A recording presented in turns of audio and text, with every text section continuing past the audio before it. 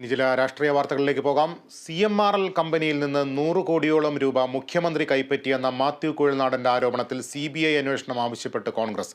ആരോപണം ഗൗരവമുള്ളതെന്ന് KPCC അധ്യക്ഷൻ K. Sudhakaran പറഞ്ഞു. ഭൂമി കയ്യേറിയത് പിടിക്കപ്പെട്ടതിന്റെ ജാള്യത മറയ്ക്കാനാണ് കുഴൽനാടന്റെ ശ്രമമെന്ന് മന്ത്രി MB രാജേഷ് വിമർശിച്ചു. കൊല്ലത്ത് സമരാഗ്നി യാത്രയുടെ ഭാഗമായുള്ള വാർത്താ സമ്മേളനത്തിലാണ് കോൺഗ്രസ് നേതാക്കൾ മുഖ്യമന്ത്രിക്കെതിരെ രംഗത്തെത്തിയത്. 100 കോടിയുടെ അഴിമതി നടന്നെന്ന മാത്യു കുഴൽനാടന്റെ ആരോപണം അതീവ ഗുരുതരമാണ്.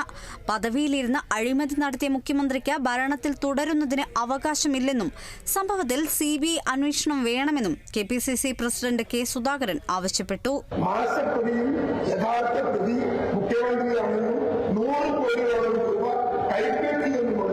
മാത്യു കുഴൽനാടൻ MLA-യുടെ വെളിപ്പെടുത്തൽ അതീവ ഇതുവരെ ഉണ്ടായിരിക്കുന്ന രാഷ്ട്രീയ ആരോപണങ്ങളിൽ നിന്ന് വളരെ വ്യത്യസ്തവും വ്യതിരിക്തവുമാണ് മാത്യു കുഴൽനാടന്റെ ഈ ആരോപണം. കേരളത്തിലെ ഏറ്റവും പ്രധാനമായ 2 അഴിമതികളിലും പിണറായി വിജയൻ എന്ന വ്യക്തിയുടെ പേര് ഉയർന്നു വന്നിരിക്കുന്നു എന്നത് അതിലേറെ പ്രാധാന്യമുള്ള കാര്യമാണ്. CMRL-നായി സർക്കാർ വഴിവിട്ട് ഇടപെടലുകൾ നടത്തിയെന്ന കുഴൽനാടന്റെ ആരോപണത്തിൽ മറുപടിയുമായി മന്ത്രി MB രാജേഷ് രംഗത്തെത്തി. ഭൂമി കയ്യേറിയത് പിടിക്കപ്പെട്ടതിന്റെ ജാള്യത മറക്കാനാണ് കുഴൽനാടന്റെ ശ്രമമെന്ന് MB രാജേഷ് പറഞ്ഞു.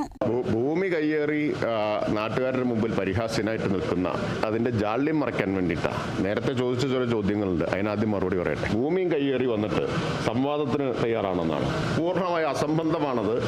ഞങ്ങൾ അങ്ങോട്ട് ഉയർത്തിയ ചോദ്യത്തിനൊന്നും മറുപടി ഇല്ലാതെ ഇപ്പോൾ വീണ്ടും പ്രസ്താവനയുമായിട്ട് വരുന്നത് കയ്യോടെ പിടിക്കപ്പെട്ടതിന്റെ ജാള്യമാണ്.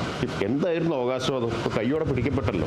കരിമണൽ ഖനന കരാറുമായി ബന്ധപ്പെട്ട് CMRL കമ്പനിക്കായി മുഖ്യമന്ത്രി നിയമവിരുദ്ധ ഇടപെടൽ നടത്തിയെന്നും 100 കോടിയോളം രൂപ കൈപ്പറ്റിയെന്നും മാത്യു കുഴൽനാടൻ MLA കഴിഞ്ഞ ദിവസം ആരോപിച്ചിരുന്നു.